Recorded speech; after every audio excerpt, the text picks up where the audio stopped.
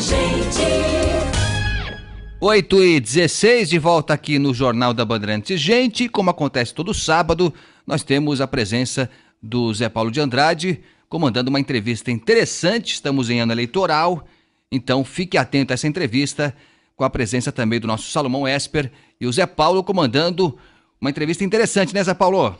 Agostinho Teixeira, eu tiro do estúdio Salomão Esper, porque agora nós vamos entrevistar Dona Sônia Barbosa, que é coordenadora na Câmara Municipal de São Paulo do movimento Voto Consciente. Bom dia, dona Sônia. Bom dia, um prazer estar com o senhor. Me conte aí um pouco da sua vida. Como é que a senhora começou, como é que se interessou por política e até chegar ao movimento Voto Consciente? O senhor sabe que eu comecei muito cedo com política. Até na escola eu já fazia política.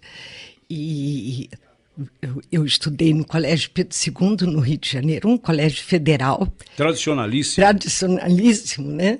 E lá eu comecei, eu era representante de turma, eu sempre fazia movimentos em prol de alguma coisa, eu sempre mexi com política. E depois na faculdade a mesma coisa, depois houve um período longo, né, de casamento, de filhos, e aí eu me afastei. Mas quando eu terminei, vendi o meu negócio e eu me achei ainda muito jovem para parar, para ficar em casa, eu resolvi procurar, porque eu sempre fiz trabalho voluntário. Eu trabalhei nas Bandeirantes, sempre como voluntária, né? Que é a versão feminina dos escoteiros. Dos escoteiros, muitos anos, meus filhos também foram escoteiros e minha filha bandeirante. Então, quando isso tudo acabou, eu resolvi que ia fazer algum trabalho e comecei a procurar. E achei o Voto Consciente, que me encaixou perfeitamente. Era uma coisa que eu tenho muito prazer em fazer. E com isso eu estou há 10 anos no voto. Bom, antes de entrarmos aí exatamente no assunto que atrai aqui ao programa, eu achei interessante a observação que a senhora fez. Tem um casal de filhos, é isso? Tenho três filhos. 2 meninos e uma menina. Os 2 meninos foram escoteiros e a menina bandeirante. Exato. Hoje se fala muito que falta Deus no coração das pessoas e faltam também bons exemplos, principalmente dos políticos.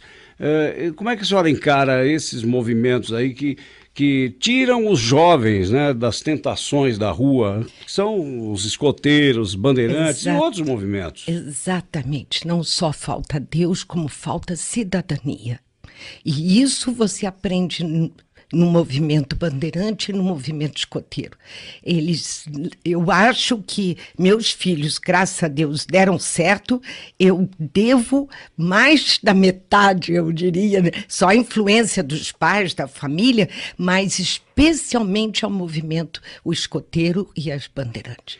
Eu acho que é imprescindível para o jovem, porque fazer algo que faz bem à sociedade e ao país, naturalmente, né? São pessoas que praticam a liderança desde cedo, ajudam o outro, não é? O seu companheiro, e fazem coisas muito boas. Eles ficam muito ocupados. O jovem precisa ter ocupação, não pode ficar em casa atrás de um computador o dia todo, não pode ficar jogando o dia todo. Ele tem que fazer algo que produza alguma coisa boa, e eu acho que é imprescindível.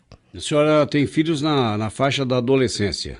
Não. Já adultos? Eu já tenho 6 netos. Já adultos. Já tenho 6 netos. Ultrapassaram essa fase. E minha neta está na faculdade de medicina, então eu já sou bem antiga. Então a senhora falou do Colégio Pedro II, há uma curiosidade, porque a senhora estudou lá na época em que o Rio, embora não fosse mais a capital do Brasil, ainda mantinha ares de capital, que foram os anos 60, não é isso?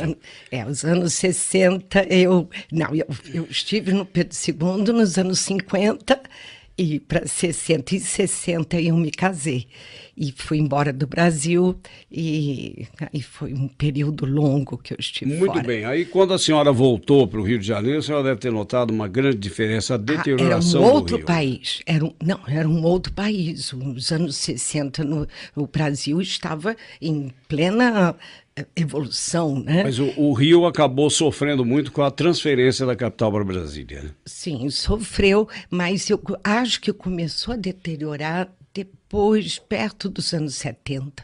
Eu diria que foi quando o Rio começou a deteriorar e agora está o movimento ao contrário. O Rio está melhorando porque as UPPs que estão controlando a favela, que não terminaram ainda esse trabalho, é um trabalho longo, difícil, mas o Rio é sempre o Rio. Melhorou muito e, além de tudo, nós temos aí eventos importantes. Agora vamos ter a Rio+20, sim, né, que se espera repita sim. o êxito da Rio Eco 92, né? Sim, sim. E depois a Olimpíada, que parece que conseguiu unir a população. O Rio está bem melhor do que já foi. Eu diria que esses últimos anos o Rio melhorou bastante. E em termos de educação? O Colégio Pedro II é onde estudaram, né, as maiores sumidades. Um ex-governador do Rio de Janeiro, só para aproveitar a chance, autor praticamente da Lei de Diretrizes e Bases da Educação, que foi Carlos Lacerda. Então, aproveito a pergunta para saber como a senhora recebeu esse projeto, depois emplacado, as críticas que ele sofreu e os elogios que mereceu. Pedro II ainda é referência nacional, não é? Eu estou muito afastada, que eu já moro em São Paulo há muito tempo, eu estou muito afastada. O Pedro II teve uma época ruim também, porque os professores não recebiam os salários conforme eles se esperavam, fizeram campanha salarial, mas isso já passou. Hoje em dia já é um colégio maravilhoso.